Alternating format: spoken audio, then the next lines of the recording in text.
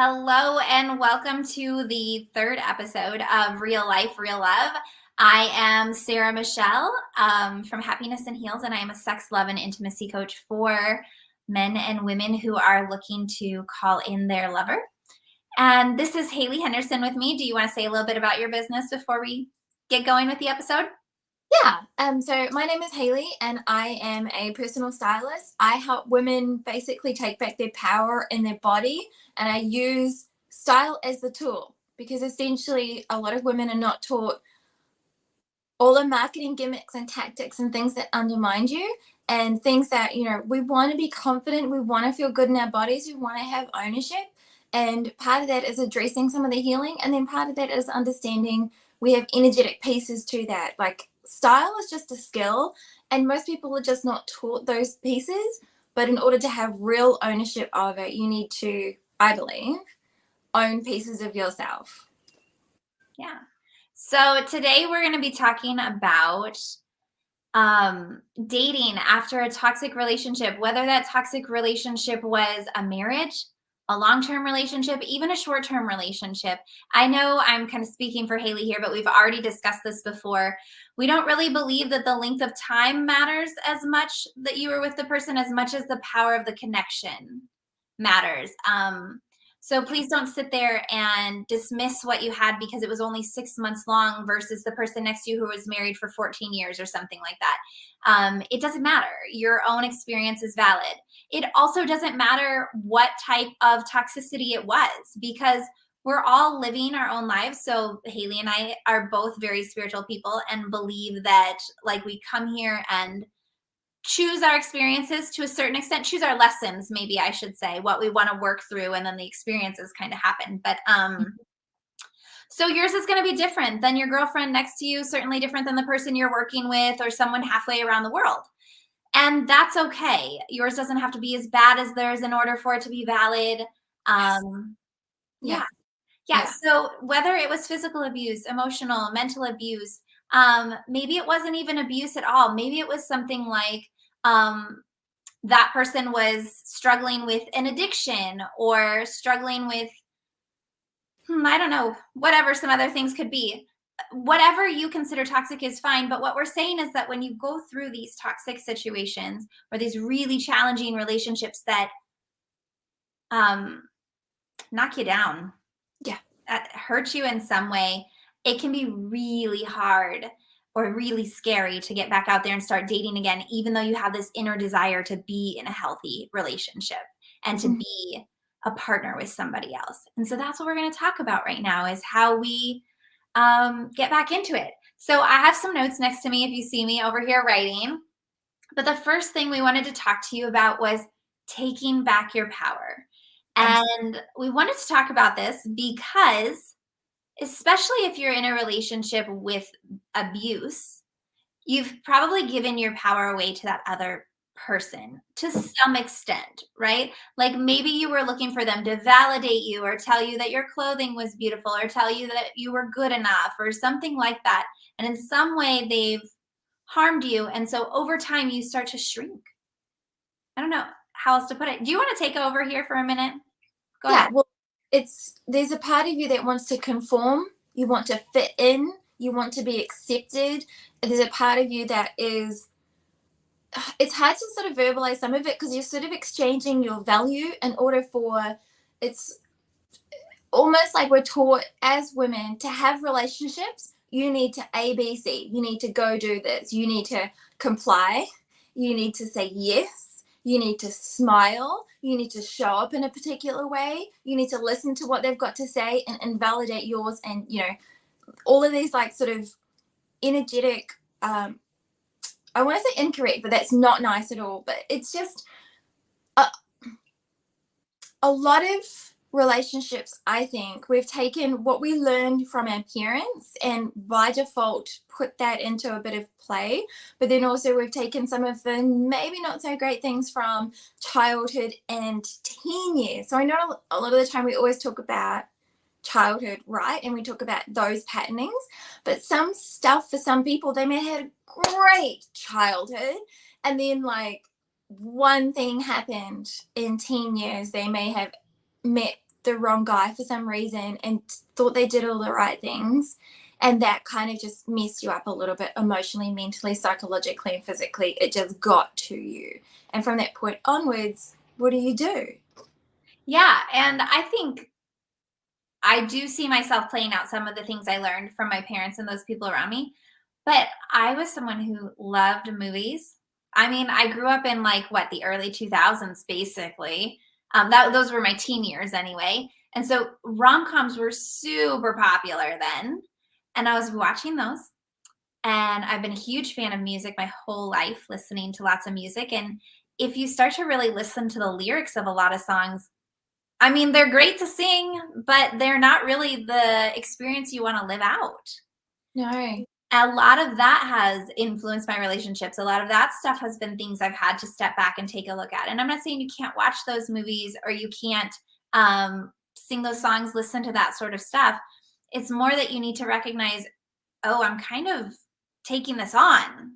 I'm affirming it as I sing it and stuff. And I need to separate myself from this and actively choose what it is I really want. Yeah. Yeah. I saw a lady a little while ago, and I can't remember her name. I don't even know where I saw her, but her theory was look at your favorite fairy tale and then apply that to your romantic life. And does that fit? Like, as in, you know, are you wanting to be rescued? Are you always going for the beast and hoping he's going to change? Are you wanting a prince to come and find you? Are you wanting to escape to the country? Like, thinking about the themes that, you know, the princess stories from Disney go through. And as much as I didn't subscribe myself to that, I was like, I am partial to Cinderella. I do like shoes. And I do like balls. Like, I don't think like she's lying. Like, there are things that we take on we may not have, which is the point of my story. There are things that we take on that we may not have meant to, and it may not even be relevant to, you know, that was definitely not my childhood. And that was definitely not stuff that I experienced in my life. But sometimes we, like, our mind is like, well, that's going to be what I'm going to go for. To the degree that my mom said to me a few years ago, you just need to let go of the fairy tale. Because I was exiting a really abusive relationship, and I was having a phone, like a video call. We live in different countries with her and my stepdad. And I went, oh yeah, was I? Am I? But you know, these are the moments that, and these are the conversations we have that helps you go consciously. I may not have been acting from a really good place. And I may be by default, like acting out things like, he's totally going to come and find me, even if I run away. No, like, there are things that we may not consciously be doing, but this is why these conversations are important, because we can, like, bubble it to the surface and have the conversation and go, oh yeah, I'm still allowed to have my fairy tale. I'm still allowed to go for it. I'm still allowed to read the books, do the healing, have the conversations, but I'm not the victim. I'm not the princess. Somebody's like running after me, or somebody is going to save me, because that can be, I forget the word, but it's like these two ideals knock each other out. Like, as in, you know, having the fairy tale ideal, me being a strong, independent person, these two values can be like, donk, okay, cool. And then on a date with the person, I'm going to say these two different contradictory type things. Mhm. And then there and be like, oh, well, what do you do with that? Yeah. So for me, one of the things I've really had to work through, and honestly, I still have to be conscious about it, is that idea of wanting to be rescued. And that is a wounded feminine energy. And something that really helped me was I was working with a coach at one point and she pointed it out, and I was super unhappy about it. But she's like, you need to start rescuing yourself. Well, I was exhausted. I had been in my masculine for so long and I'd been trying to get shit together in my life and my business, all these sort of things. I was like, you've got to be kidding me. Now I have to rescue myself as well. Yeah. But you're not like forever rescuing yourself. Yeah. It's kind of like how we talked last week about how after independence is the state of interdependence. Yeah. So when you learn how to rescue yourself, when you take back that power and say, you know, whatever comes my way, I've got it. Yeah. I have the resources, or I can do it myself, whatever. I've got it, whatever comes my way. Then you start to attract people into your life that want to help you anyway, but it's not a dependence on that person, it's an interdependence. So Yeah. it's really just a step in the journey. It's not the end of it, the destination. Yeah. You can also activate the hero instinct once you understand it and you're not Healthy way. a person to rescue you and you understand.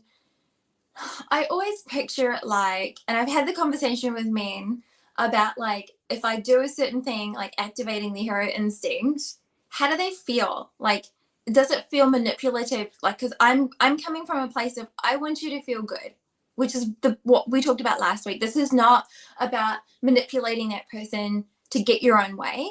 It's actually like, if this is going to make that person feel good and I get stuff done in my life, why are we not playing into this? You know, like it's like hiring a service. That person has a service and it's going to help you. Yes, it's a slightly different situation, but also it's a conscious decision. It's a conscious decision to go out and have your meals prepared for you. It's a conscious decision to go and get your hair did or anything like that.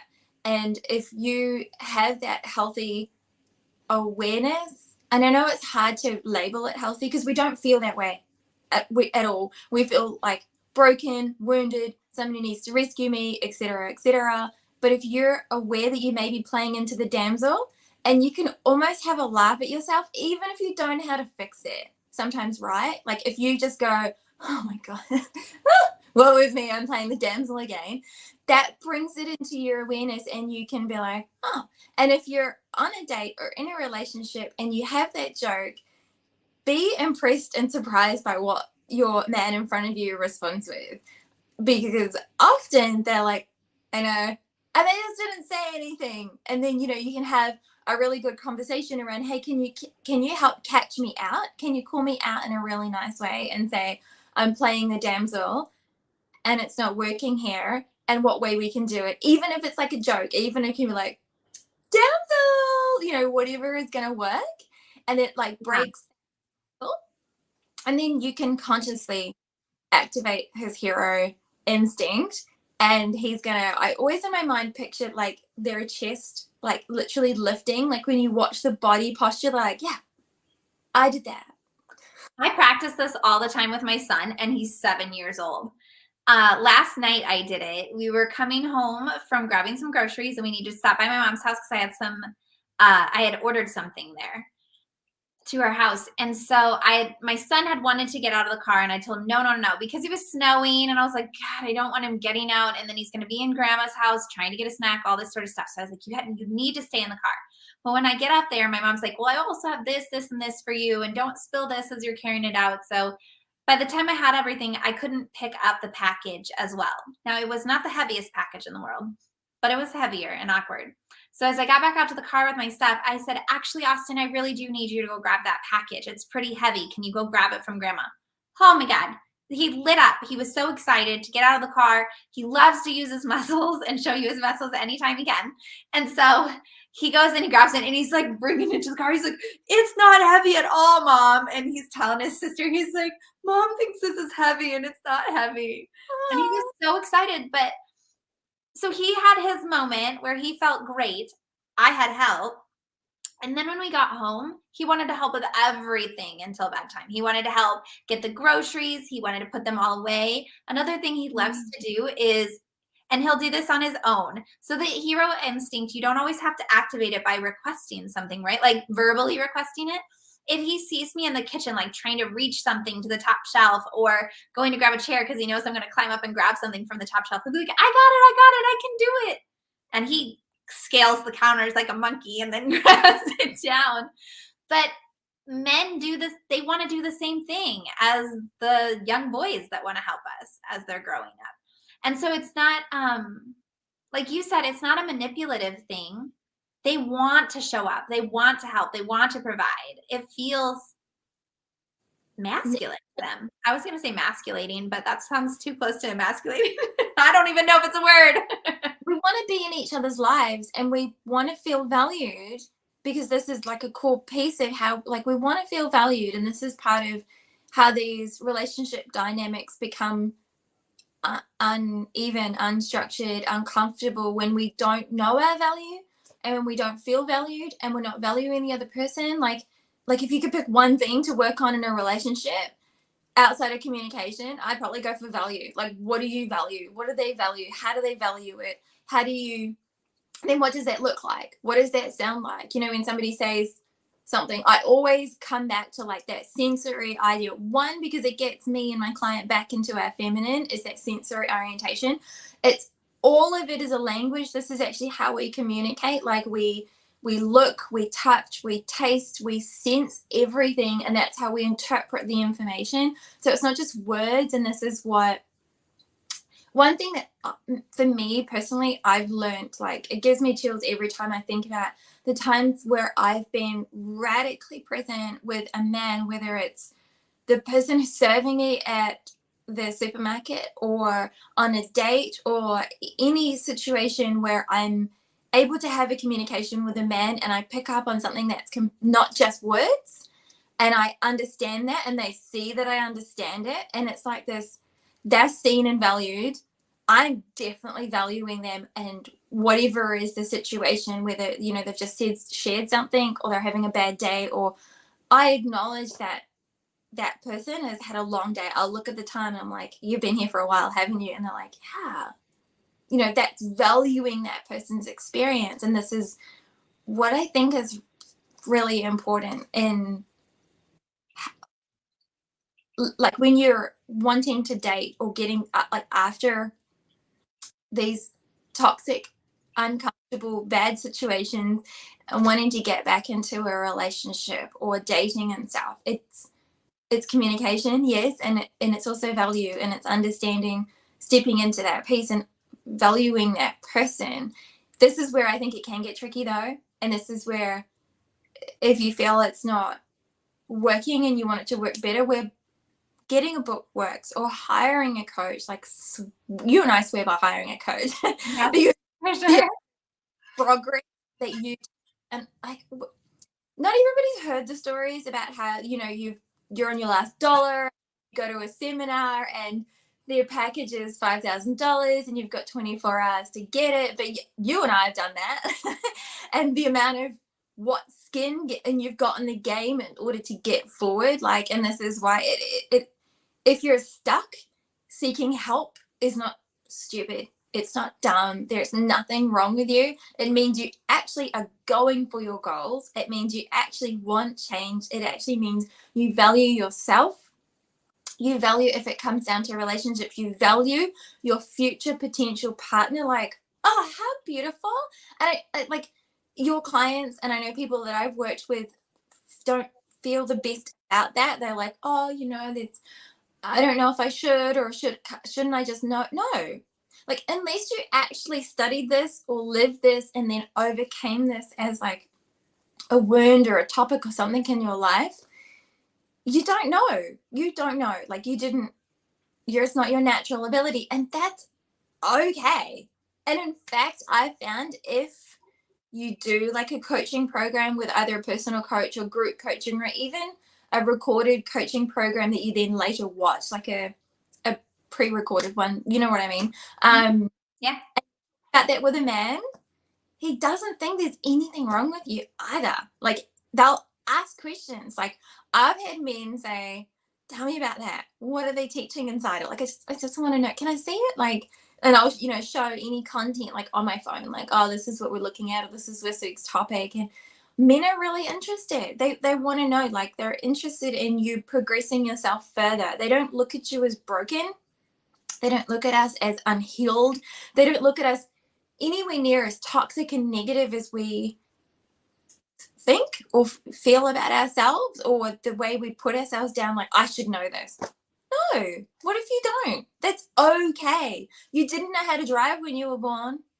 You certainly didn't know how to walk in high heels. These are all lessons we're going to learn.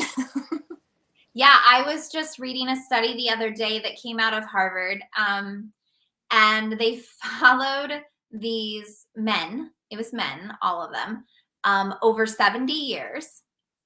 And they started compiling data to figure out, like, what was it that made these people have a happy life? And what they came to at the end of it was love. If they could experience love.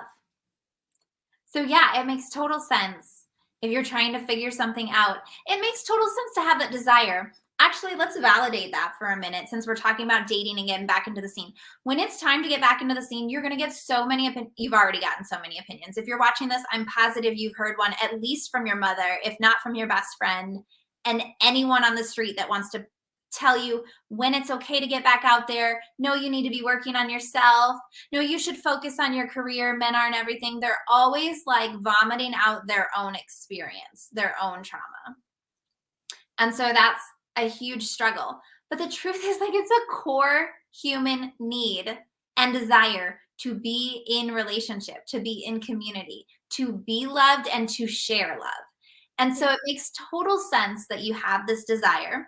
And maybe we'll step back. Let's step back to what we started talking about, which was taking back your power. So when you start to feel powerless, and one way to know that you're feeling powerless is find out if you're feeling anger. When you're feeling anger, you've misplaced your power. You've put it somewhere outside of you. So that's a good way to know, okay, if I'm feeling anger, let me figure out what I'm trying to make someone else do for me, or what situation I want to be different than it is, and pull that power back into you. Now, if you go on TikTok or anything like that, you can find all sorts of sayings that are basically prayer that just say that I'm calling my power back in from every person, place, or thing, event, experience. You'll find all different verbiage. You can find one that works for you, or I just make it up. I literally just say it out loud like a prayer.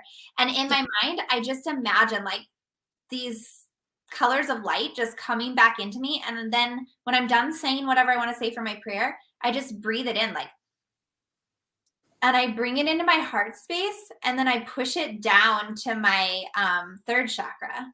I'm losing the name of the third chakra, but it's yellow. Anyway, I push it down there and hold it there. Now, holding it there, holding your power in that one is something that I learned from Tantra, was to pull all that energy back, and it's a good place to store that energy in your body so that it's not creating any issues for you. Yeah. But that's what you can do, is start to take your power back. Maybe talk to other people less for a little while. As women, when we're experiencing a challenge, we like to talk to all of our friends, all of our family, whoever asks how we're doing, we like to just start sharing and really pull back into yourself and choose the people you're going to talk to about it. And if you feel super chatty about what's going on, take some time to like journal, or even stand in front of the mirror and say it out loud. I like to do it with tapping. I don't know if you know how to tap. I know you do, Haley, but anybody watching, you can look it up. It's called emotional freedom technique. If you want the official one, there's lots of people that teach their own version of it.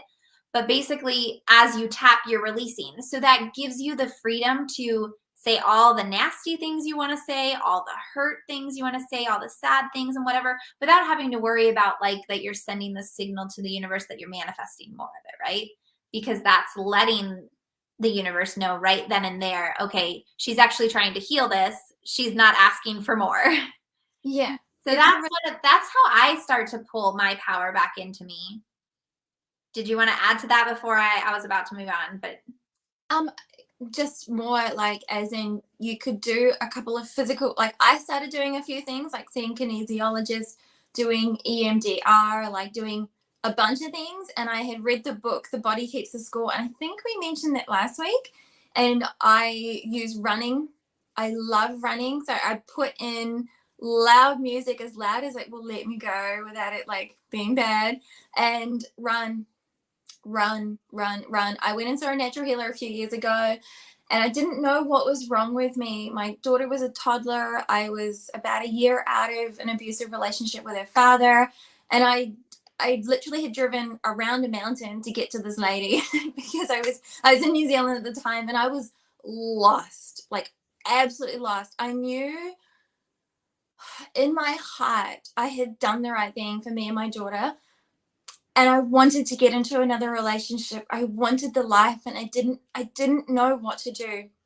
And I had this recommendation with this lady in the middle of nowhere So I think my sister to watch my daughter, and I got in the car and I drove for 40 minutes around the mountain to see this lady.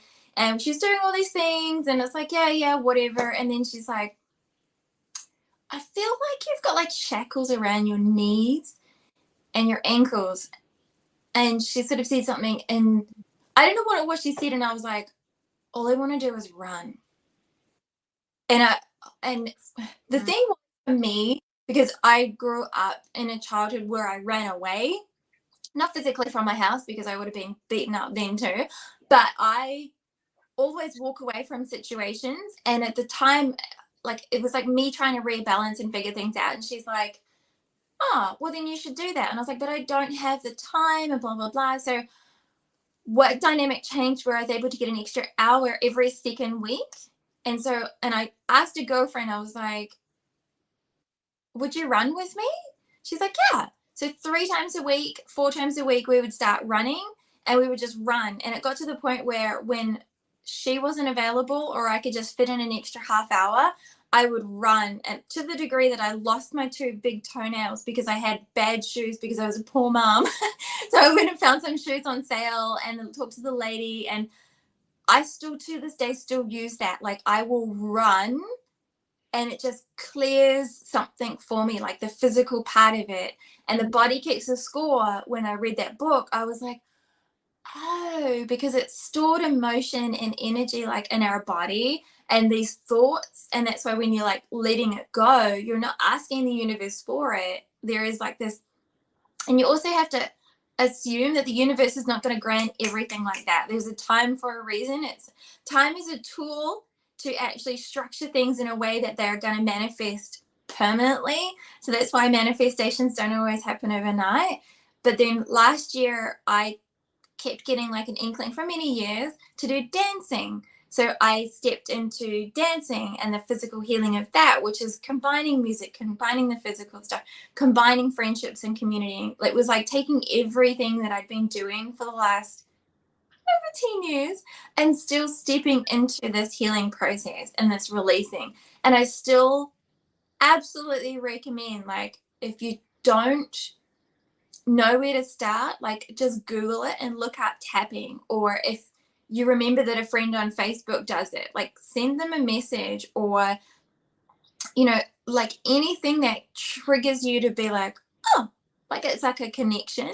And I know that you, Sarah, offer different ways of dealing with this. Like inside what you offer as a coach, you don't just say, hey, I'm going to give you a script. You're going to get on a date, and then I'm going to help you get engaged in 3 months. What you offer is solid, rounded healing, like the core of who you are, like from your every one of your energy centers, your personal chakras, like in your heart and in your solar plexus. So that energy piece and that color, that's energy, which not a lot of people talk about, and holding it going through your heart center and into your seat of emotions that people don't realize is your solar plexus, is such important work. And it doesn't manifest overnight, but if you stick at a basic, simple thing like that, because it feels too basic that it's not going to work. But if you keep doing it, Well, right? yeah, and I think it's important to point out because there are a lot of coaches out there that do offer, like get into this package with me and by the end I guarantee, or by the end of the year you'll be married, or all these things. And I know it's so tempting, especially if you've been single for a long time, or if you've had bad relationship after bad relationship and you're just like, hey, I'm in my 30s, I'm in my 40s, I want to have kids, or whatever it is that make us feel like stress for time. But the truth is that, like you're saying about manifesting, you manifest from who you currently are. Yeah. So if you really truly want to manifest that conscious relationship, that soulmate connection, you have to be in that place first. So you first need to get clear on who you are. You need to get clear on like loving yourself, because the depth that you can go with loving yourself is the depth you can go with loving another person. For like, I know I'm like dumbing that down a little bit to make it like super easy, but for all intents and purposes, it's about that much. So, you need to learn how to come back into yourself and love yourself, which is why we said the second thing we were going to talk about was that inner healing on your own. Yeah. And I think we've already been touching on that quite a bit with these different styles of healing. Like you said, the Yeah. EMDR, correct? um, and I said tapping, journaling. There's like just so many different ways. I do Reiki on myself and for my clients. I find that that's super gentle. There's all sorts of things like if you were to look into essential oils or floral essences, everything you can do. What we also want to encourage you, we spoke about this together before we got on this episode, was don't get stuck in this stage either, because Yeah. you'll find that there's a lot of people around you. Again, your mom's going to pop in or your best friend or whatever that's going to say, somebody's going to tell you, you need to heal yourself before you get into another relationship. Yeah. There's some truth to that. Take a little bit of time to get yourself feeling good. Take a little bit of time to build your foundation. But we're meant to be, as humans, we're meant to be in relationship. One of the things I always go back to and explain to people when I'm working with them is that we create more human growth hormone by physical touch. And human growth hormone, when we're children, is what helps us actually grow, hence growth hormone. As adults, we've already grown. What it's helping us do is repair everything in our body that's breaking down and needs built back up. So that right there should give you a huge sign that whoever created us intended for us to be in relationship, in communion with other people and being touched and stuff. So it's a very real and true desire to want to be cuddled, to want to sit on the couch and share a coffee on a Sunday morning, to want to hold hands in the car, to do all these things that you're craving in relationship, that all the other women around you who are already in a relationship and they're probably worn out by their partner and stuff, and they're like, oh, go be independent. Don't worry about this. Take your time to heal. There's going to be plenty of time for a relationship down the road. Well, there is for them because they already have that. They already have that security. So be cautious about who you listen to. And when you do start to feel ready, that's when you hop back into a relationship. Call in, maybe I should say call in a relationship instead of hop back in. But that's when you call in a relationship and you start to do that work that takes you even deeper, because a conscious relationship is going to take you so much deeper than anything you could ever do on your own. So do you want to talk a little bit about that? Like how you know when you're ready to step into a new relationship. What I get stuck in, and I know a lot of people get stuck in, is that perfectionism. Like feeling like, and this is what I think a lot of things are promoted, like what you were saying before, I'm independent, I don't need no man. Yeah, you don't need him, but what if you want him? Wouldn't that be nice? Yeah, what if he adds value? Fulfill your desires, like literally, if only he would just wrap his arms around me. You don't need to keep him. This is where I think it's important to understand like where you're at, like if you are ready for a relationship. And I know that you and I talked about this week for a personal situation, but like when you leave a relationship, whether it was toxic, abusive or not, and you start dating, it's a little bit not okay, but it happens to go dating and you're not ready for a relationship, but the other person is definitely dating for a relationship, and you find yourself in a situation where you're not ready, but the other person is, and that's sort of the point of dating, and you didn't communicate that, and then there is a disconnect on what you want, and it can leave one person heartbroken and another person wanting to just go off and get with other people, because that was the point. So that's like understanding those things and understanding about yourself. And what I think is important is if you are checking in with yourself, you will know where you're at with this person, and being okay with the universe putting this person in front of you for whatever lesson that it is, whether it's like you thought that you were going to take 2 years to heal and it's been 6 months and the ideal person comes along, and asking yourself, does this work? And kicking that perfect idea, like I needed to be independent for a year, or you know how people say, oh, you know, to get over a relationship is going to take twice as long as you were in it, or women mentally leave a relationship before they do. Like some of that may be true, but some of it's not. Like I feel like, And this is what's important about getting a coach or about seeing a professional, having a good conversation or having a really good healthy experience and a healing experience, no matter what practitioner you pick. What was something that I learned before I keep going was, and I was talking about this with a girlfriend the other day, it doesn't matter what healing method you pick, it all comes from your heart energy center.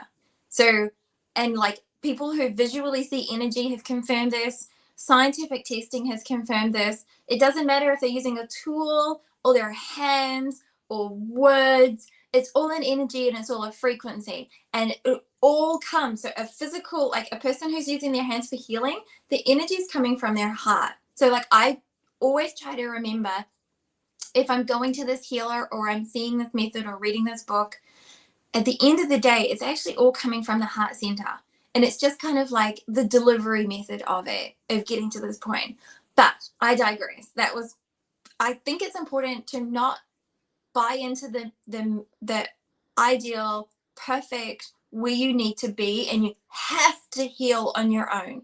And I think if you get square with that with yourself, where you're at and whether you're ready or not, or you go on a date, have the conversation with the person in front of you. Like the level of consciousness and intelligence and healing, even that conversation will provide for both of you. You'll both be on the same page, or you'll go away and you'll come back. Like, relationships are basically the space between you and me. So between you and me physically, we have so much space, which is probably why we can talk so much, being in two different countries. But it's so important to be one, square with yourself, or have a sounding board, or to try something. You can go on a date and not know what you want from it and not know if you're ready, and have the conversation with the other person and say that. Don't date them for 2 months and then be like, okay, I wasn't ready for how serious this is. Don't do that to anybody, and don't do that to yourself, because you may hang on to this ideal picture in your head of, oh, but he was the one that got away. We have to let it go. We have to let this perfectionism go, I think, around all of these things. And then also realize, we're built for relationships. Like what you were saying before, Sarah, is, that growth hormone, it actually provides you with longevity on the end of literally your, I'm not going to sciencey, but inside your body, you've got literally these pieces that inside your DNA, every time stuff happens, it shortens the end of your, like literally end your telomeres, the lifespan. And things like your growth hormone, which come from at different points of your life, it comes from different things. So when you were younger, it came from different stuff. As you grow up and you're like an adult, it does help to come from relationships and interdependence in a healthy way. It actually keeps your things on your DNA intact and grows them, so you actually live longer. And because you've approached this from like a healthy perspective and being square with yourself and being conscious, you'll want to live longer. You won't be in a relationship by default. You won't be wondering if he was the one. You won't be berating yourself for not being perfect. You will be in a healthy communion, in a healthy conversation when you invite it in, and be okay with whatever reality is, and know that you can fix it, you can heal it, you can do this. If it's real, you can handle it. That's like what I always remind myself. I'm like, no matter what this is effed up. But if this is in front of me, that means this is a possibility that I can heal this. Okay, and getting curious at that, and having good friendships like you and I have got, and having good healing methods for yourself, whether it's journaling, meditating, going for a walk, going for a run, if it's music, if it's seeing a healer, if it's going to a hairdresser, if it's calling a person and just verbalizing what is going on for you and then going, or asking somebody for some help. Like all of these are helping you get square with if you are buying into the perfectionist ideal, if you are buying into something unhealthy, if you are expecting yourself to adhere to something you read on the internet or read in a book. Like I know we push for you to educate yourself. yeah, to look for the information, but at the same point in time, you don't have to subscribe to it. Like, it's like when you go to the doctor, they can be wrong. Like, that's an educated professional, but they're not in your body and they're not living your experience. That's why they don't sit there and force the tablet down your throat because they don't necessarily know if this is the answer. They just go, this could be it. Would you like to try it? Because that's how life is. We totally forget. Yeah. So the other day I saw a dating coach that was saying, or relationship, whatever. He was saying one of the questions you should ask on a first date or when meeting someone online is, how long has it been since your last relationship? And if they say anything less than a year, they should be off the table because they haven't done their inner work. And I think that's such a line of bullshit.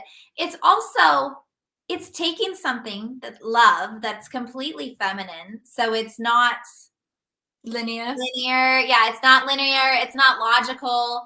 Like, you can't do this with it. And it's making it masculine. It's giving it a time. You can't give it a fucking timeline. So again, that's like what you were saying was go out there and educate yourself, consume the information or the advice that you want to, but filter it through your own intuition, through your own experience. I personally got into a long-term relationship 2 months after I had gotten out of a different long-term relationship. And it was such a healing experience for me. I went so much deeper into that. But like you were saying a while ago, I communicated openly from the beginning. I let that person know that I was coming out of this other relationship. Yeah. When we were in the relationship and I was triggered by stuff, I would come back and I would say, I'm sorry. You did something that was like what he used to do, and I just need a little bit of time to work through that. I never expected him to fix it because I realized, okay, if I had it with this person and now it's showing up with this person, that's my pattern. That's not this person out here that's doing it. So I wasn't expecting the new person to be perfect or to heal it for me. I was just sharing with them what was going on so that they could have patience and give me space and time to take that step further. But I really feel like that time and that relationship helped me so much move forward so much. Yeah. And I think people forget you're in your 20s it happens, but also 30s and 40s. We're not coming at this as a clean slate. We're not. You are a brand new baby.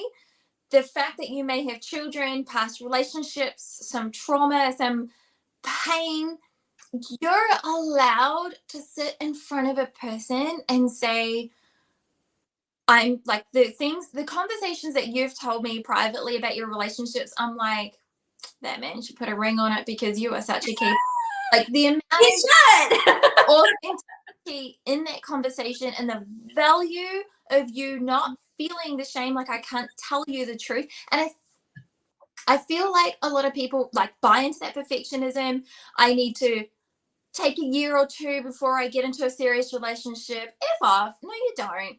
You need to do what your heart feels right, and you need to communicate that and not feel like you can't say this. Like, as women, we need to say to our man or potential man or whatever partnership you want to get into and say, the last person that I was with happened. You need to be okay that you can communicate that.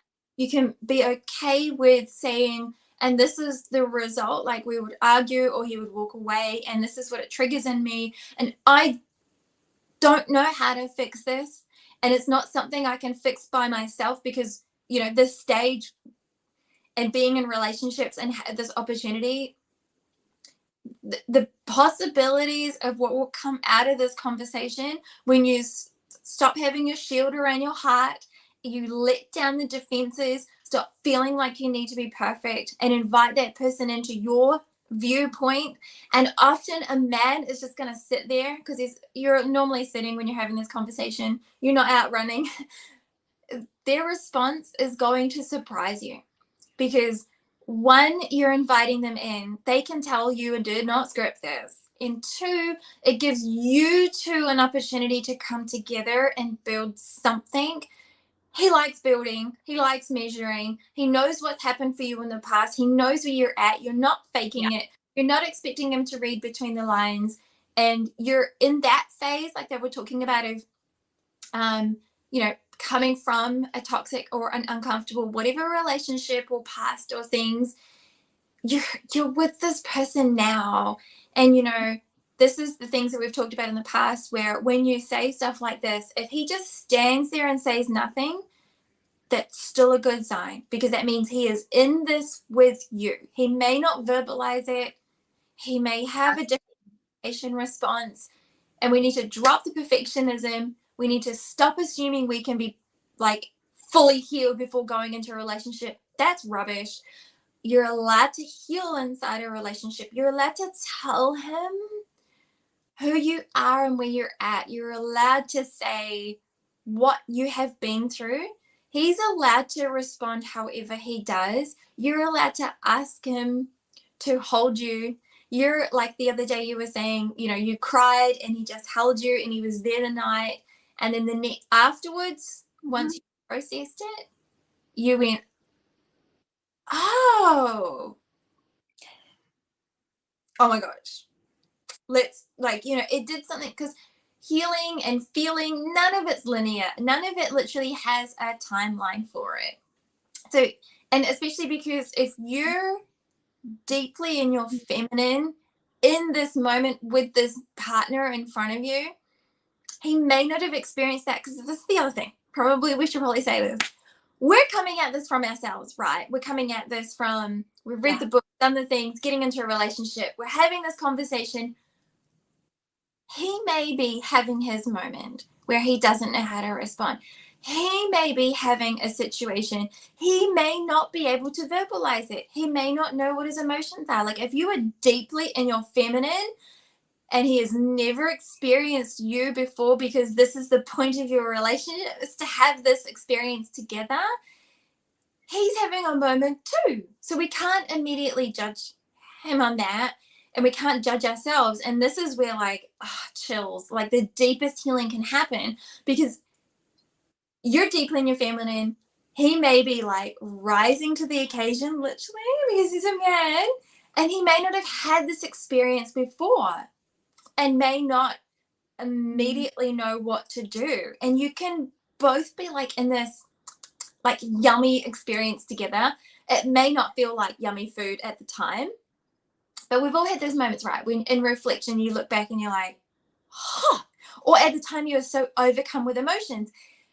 And this steps into, intimacy with a man comes from these places for us specifically. And we're not letting down those walls enough to say these things, especially from past relationships, because we think we need to be perfect.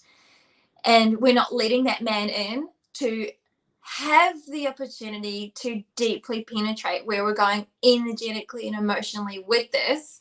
So we're stuck in a physical cycle with the past, as well as energetically and emotionally, psychologically and mentally. And we're not inviting this person in because we have our armor up. But the minute you let that go is the minute he's able to step in and actually get in there. Like, you're an internal person, he's an external person. I always think back to, our physical organs often will tell us some of the dynamics that work the best. So we're internal, we're feminine, all of our pieces are inside. Man's on the outside. So, that helps show you, and he's structural. You're having a lot of fun with this today, aren't you? It's too easy. One of the things I was going to say is, yeah, you might get out there and start dating and get into a relationship, which is kind of what we've been talking about. But it's also okay to think that you're ready to start dating, go on a few dates, and then change your mind. So when you think about, am I ready to start dating? It's, again, don't let yourself get stuck in the perfectionism of it. It's just dating. So what I'll do sometimes when I'm ready to get back in the dating scene is I'll start with online dating and just throw up a dating profile and give it a week or two and just feel into it. If I start to do it and I'm like, oh, never mind, I'll shut that profile down, which, by the way, quick tip, actually close the account and then start back up, because these dating sites have their algorithms just like Facebook and Instagram and all these different social media platforms do.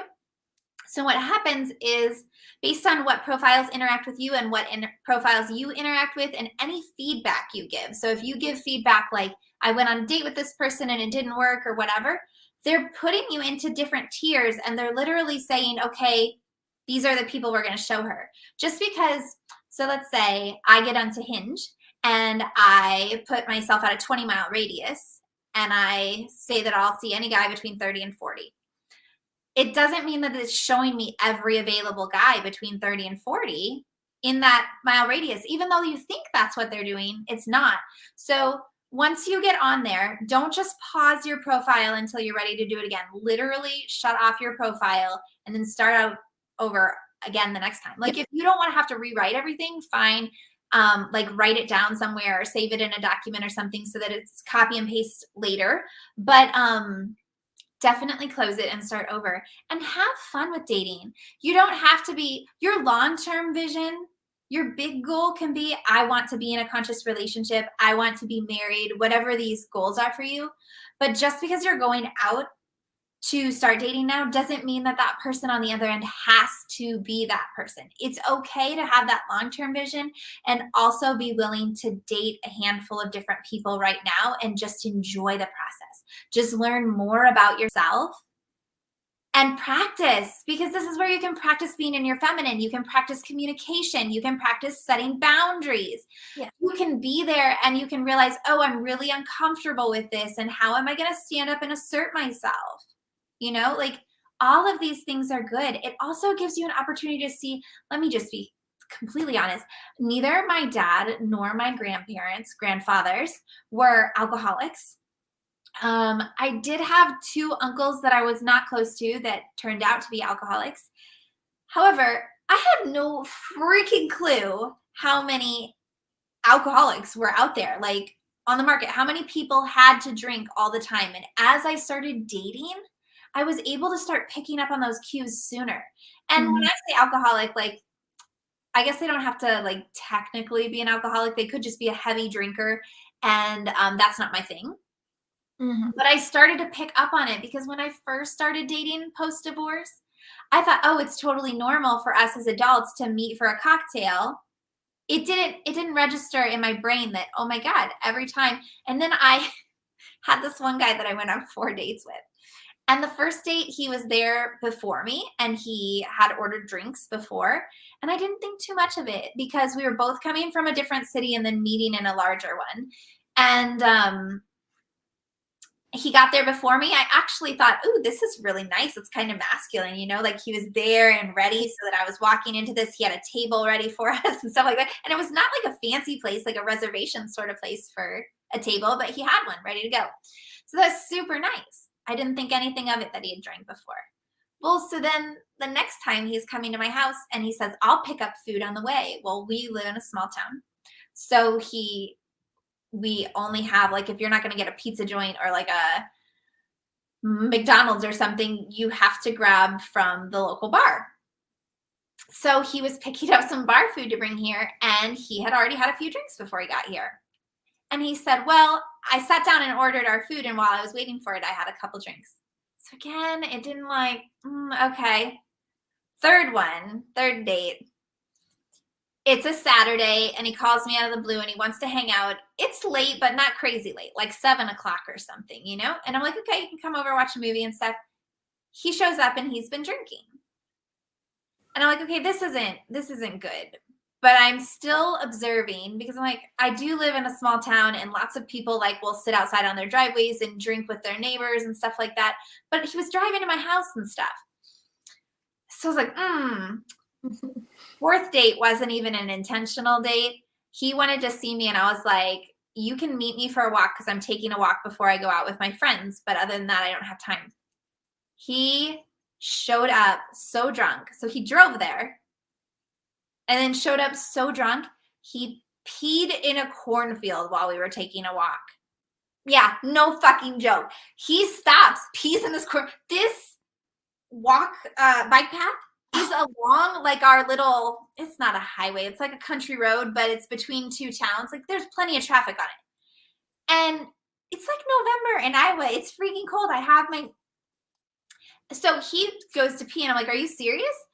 And he does it anyway. And I keep walking and he's like, you don't have to walk away. You can wait for me. And I was like, no, I'm going to walk. Ah, he, he followed me, caught back up with me afterwards.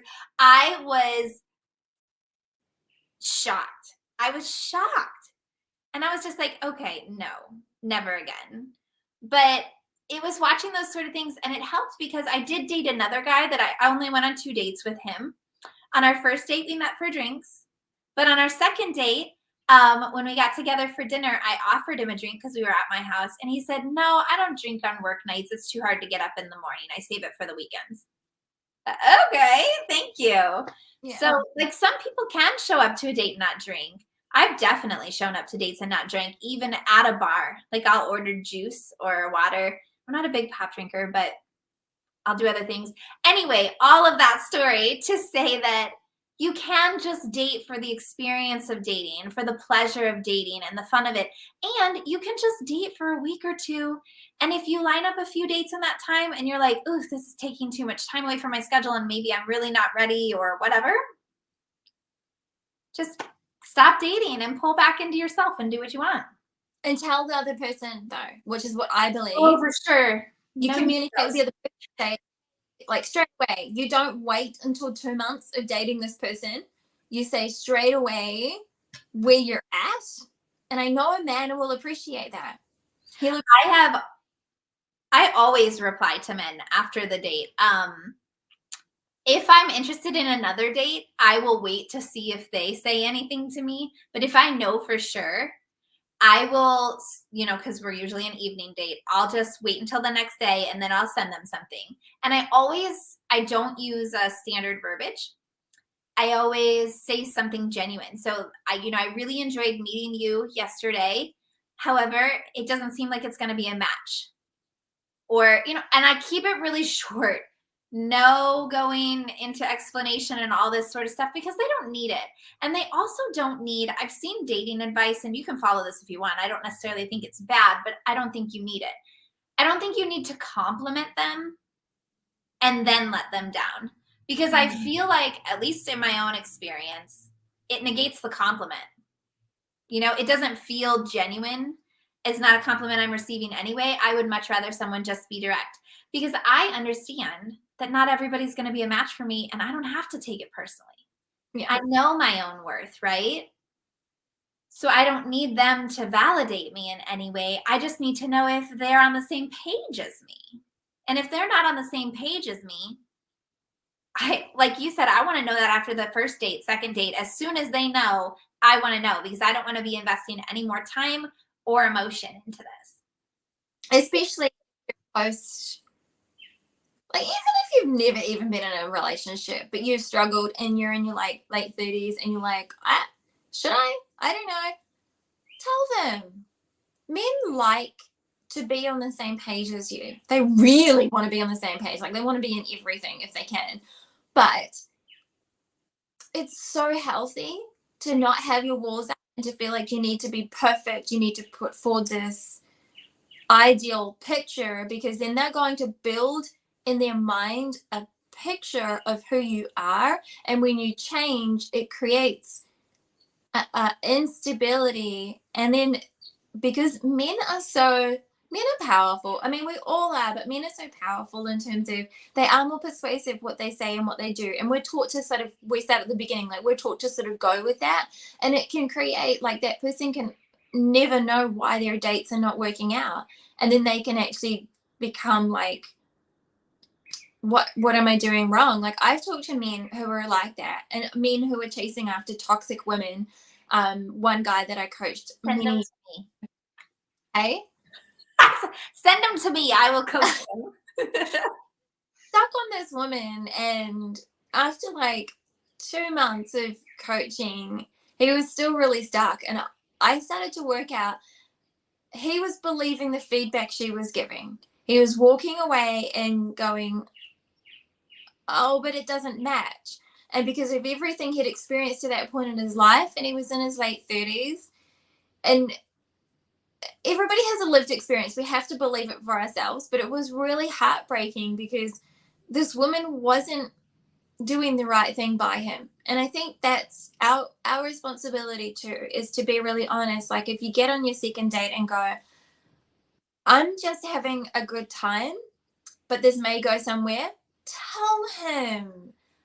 He's going to appreciate you and value you so much more, and you're going to feel that value, and then that builds, and this is that healing, especially after a toxic relationship, that builds that personal value that you're building inside yourself in Yes. communication with a person. Like you're not in like a committed relationship, but the space between you is a relationship. And I personally think people need to respect this a lot more.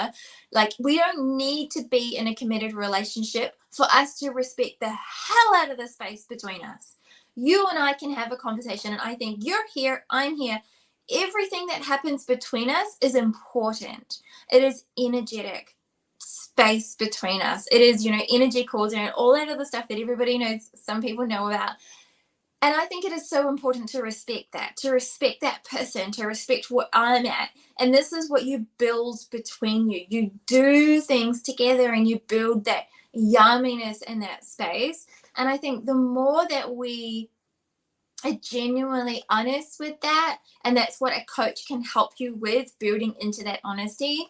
And this is what you do so well, Sarah, that you build space and that trust in between you and that person, and that man is just going to almost like see you walk on water and do anything to help you, like, because you see him, you're not looking at him, you see him, because you're in your feminine, you're feeling it, you're respecting the hell out of the space between you, and you're honest, you're not putting up a front, you're saying this is what I want or this is what I don't want. You're coming from your heart space, you're from your feminine, you're not telling him, you're not expecting, you're making zero assumptions. You're like, hey, I'm fresh out of a 10-year relationship.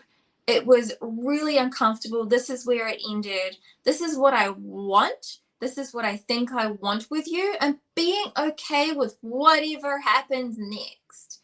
And often you'll get like a surprise. Like this is the cool thing about the honesty, and having a coach helps give you that confidence until you've got it yourself. That's what coaching is.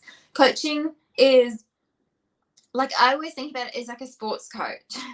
The sports coach is not the sport person. They are not the professional running and jumping, diving, throwing the ball, whatever is the thing. They are helping you come along on your path. They're just saying, hey, take that next step.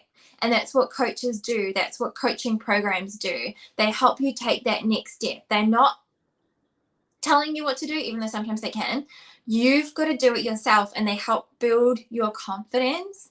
And so you can have these important conversations in relationships, and you're not broken at all if you want to see a coach like Sarah. So let's talk about, thank you. So let's talk about one more thing before we get going, which you got super, I thought you were going to bring it up. Learning to trust yourself as you get back out there.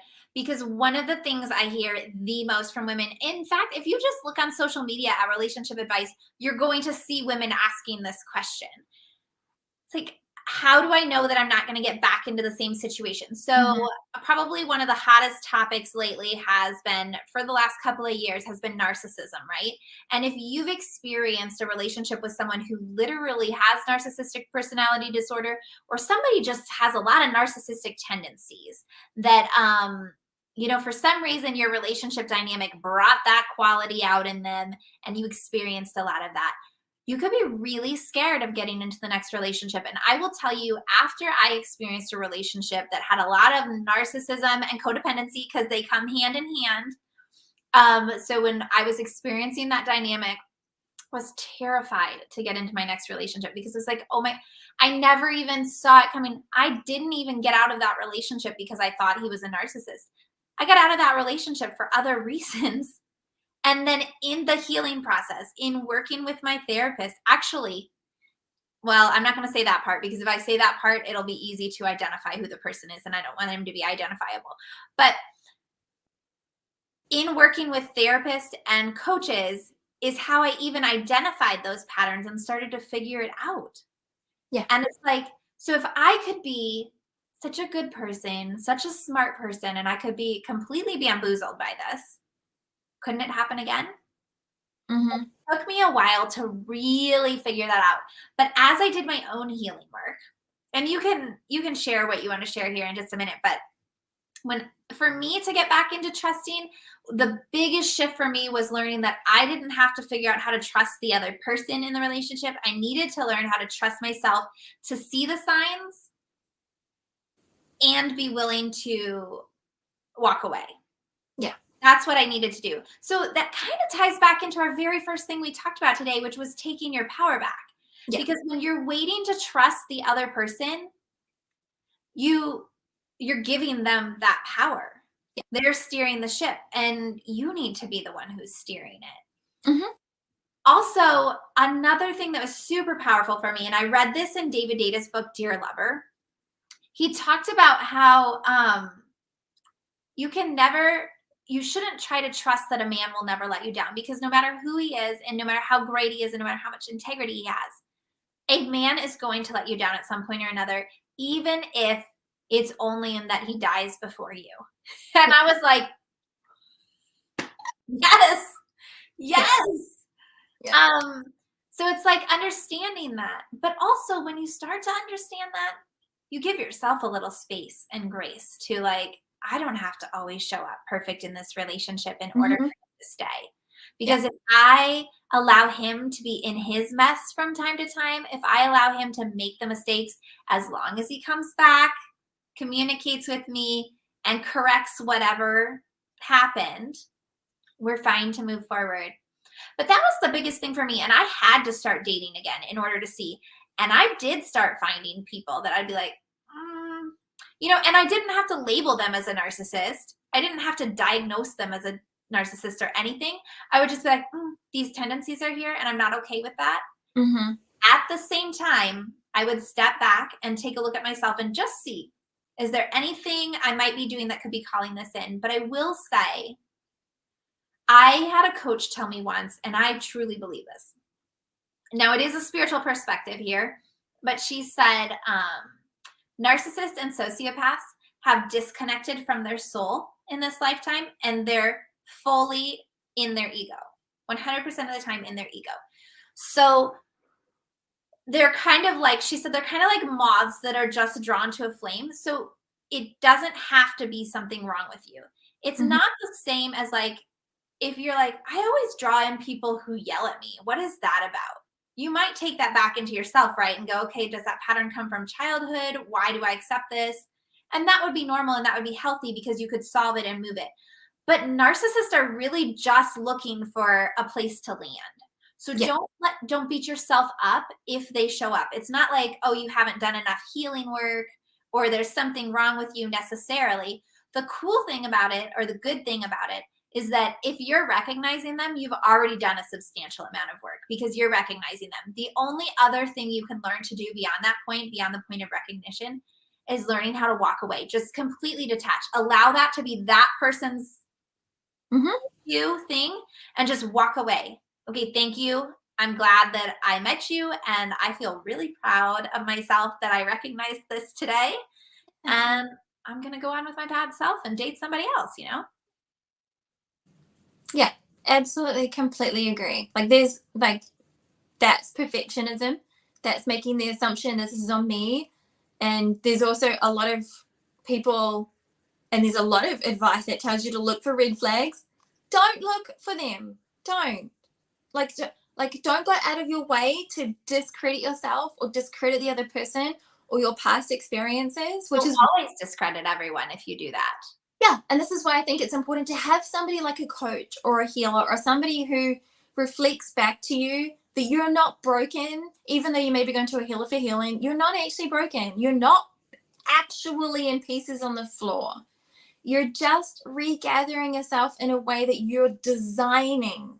Like nothing is new anymore. We just get to pick our version of it and be okay with it. And I think looking for red flags or looking for problems means you stay stuck in that what's the word where you're like unable to move and you don't want to go dating, you don't want to be honest with that person, you don't take that step forward where you take your healing to the next level, because this is relationships, this is why we are relating what's going on, and you stay stuck, you stay stagnant, you stay bitter, you do become the cat lady.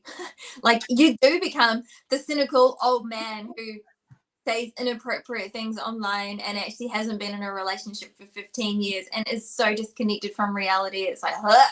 But we can change that. And even if you are stuck, even if you are feeling any of these things that we're saying don't do, I think it's just really important to know you are a choice away from change. That's it. You do have to take action after that. Obviously, you can't be like, universe, $1,000,000 please, and nothing happens because you didn't take action. But I think that's really important to remember, like, you can change that because you can pick different and then you take action. Like, you can sign up, like you said, for the dating profile and make a conscious choice, and you can do educational pieces. Like, I honestly, I know I've said this a lot today, but follow Sarah, follow her advice, because she's genuine. She doesn't want you to be perfect, and I mean this from the most genuine, nicest way. She wants you to be real. She wants real happiness. Like, her business is happiness and heals. I mean, get it, please. Like, these are that are, I think, are important in being a woman, having a good life, feeling really good, or hiring a coach, or this whole bubble of things, which is why these conversations are so important, that we have them, that we share our knowledge, that we share our girly stuff, that it's not even perfect what we share. Like, that's so important to recognize that it's just a perspective and it's a learned experience. And, you know, you don't need to go and see somebody who's the perfect person who literally just learned their expertise by reading a book and studying it, then taking a standardized generalized test and having somebody who marks that, who's taken the standardized generalized training and test as well. I honestly genuinely believe this is why coaches are important, whether they're certified or not. I think that's completely irrelevant. When you feel it, you feel it. When that person's stuff is good, follow that. And that's taking back your power. That's getting back in trust and integrity and rapport with yourself, with your mind and your unconscious mind. And like, when you get back in line and rapport with yourself in that regard, that's when you'll say yes and you'll see what Sarah is saying. That's when you'll see what any other person who is genuine is saying. And this is when you can say with heart and full integrity in front of a man who's going to, and if he doesn't accept it, he's not for you. And you have to walk away. You can't fix nothing here. Go home and fix the flowers in the garden. Do something else. Fix something else if you need that feeling.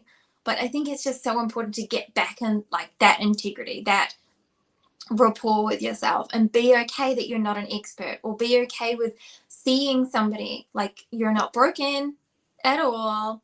You're actually just real. And that's why I think coaching and receiving coaching helps you take those massive steps forward, because you're working with somebody who can see that step forward before you can. And often the person who's got the lived experience plus gone out and done a bit of self-education in any regard knows how to, they've pulled themselves out of it. Like, because you've got your experience that you've got, or, you know, I've got formal fashion qualifications and I did a lot of years of design work and I did so much stuff. But then I've also gone and lived my experience, lived what it's like to be whatever figure I've got, being in pregnancy, post-pregnancy, and as I've evolved. And, you know, being a mom with a daughter, I know what it's like to have that experience. I know what it's like to have friends and go through those motions of what it looks like to dress different body types.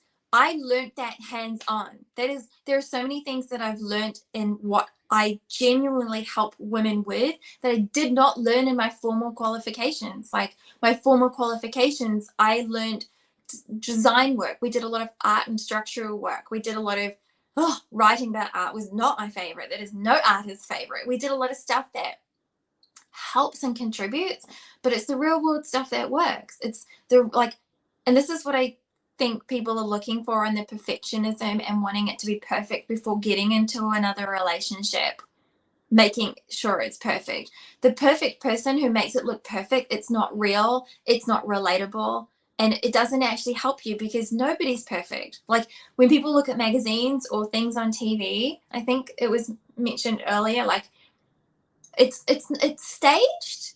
So we can't go with that. And this is why I think sometimes it is hard to relate to a book, because that person spent ages writing those really perfect words. And this is why I think scripts in dating don't work, because that person has put in perfectionist time to try and make that script as manipulative as possible. And it doesn't work because it's not genuine and it's not raw and authentic in the moment.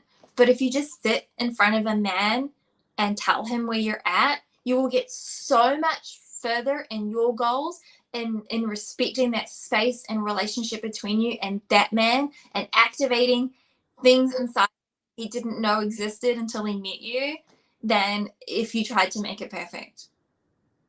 That's a good way to get a proposal.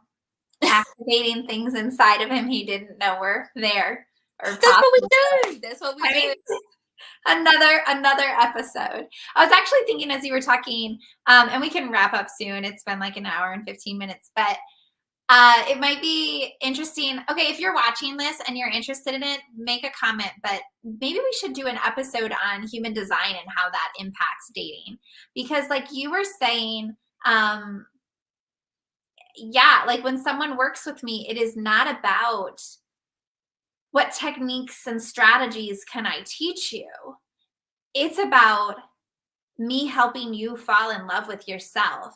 When we can get you to fall in love with yourself, then we can take the steps forward. But until you can learn to fall in love with yourself, you're not going to know your value, your worth, or whatever. You're not going to trust yourself. You're not going to feel deserving of all of this good stuff that's coming your way. You're not even going to clearly know what you desire, because you're still going to be living out who you think you should be.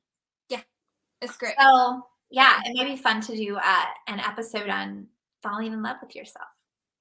How to fall in love with yourself. Yeah. Which is a process, of course, but yeah. Okay, well, do you have anything? I mean, I feel like I wrote down some talking points and I feel like we addressed them all. Do you have anything else you want to share before I? No, I'm good. I think we've talked so much today. We'll let people go. Okay. Well, thank you everyone for joining us. Go ahead and hit subscribe on the YouTube station so that you can get updates notifications when we go live. We do go live at the same time every week. So that is 3 p.m. Chicago, 7 a.m. Brisbane. Yeah. Is it Brisbane or Brisbane? It's Brisbane. I thought it was Brisbane too. I heard someone say Brisbane the other day and I was like, oh shit, have I been saying it wrong the whole time? Okay. This is Australia, so there are there is the First Nations people, and there are a lot of things about language. So I'm not from here, I'm from New Zealand, but there are a lot of things here with First Nations people and names. And then there was also the people that came and colonized, which was English origin mainly. And then the same in New Zealand. Like it's a very similar situation. Like it's not ideal, and I know it's happened around the world, but there's different ways to pronounce things. And I've heard Brisbane before, and every time you hear something like that, you're like, whoa. But then also, I'm not from here, so I have an accent compared to everybody here.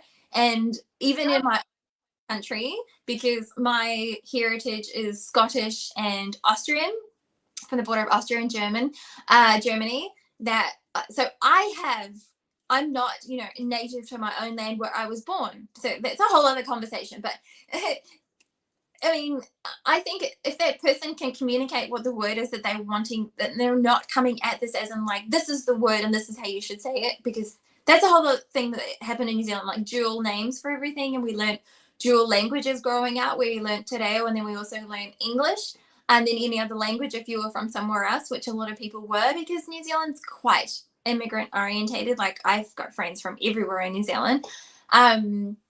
I think if you just genuinely, like in a relationship with a man or in a dating situation, or even with yourself, if you just come at this from a place of, I'm not going to tell you, I'm going to just be present with this. I think that goes a long way because you have that authenticity when you talk, when you say, is it this or is it that? I think it's fine. It's fine.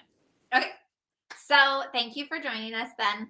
Like I said, it's every week on Fridays at 3 p.m. Chicago time, Saturday mornings at 7 a.m. Brisbane. And leave us a comment if you have anything, any questions, anything you want to share about your own experiences, or if you have any ideas for topics you'd like us to cover on future episodes. Thank you for joining us all today. That's not going to work.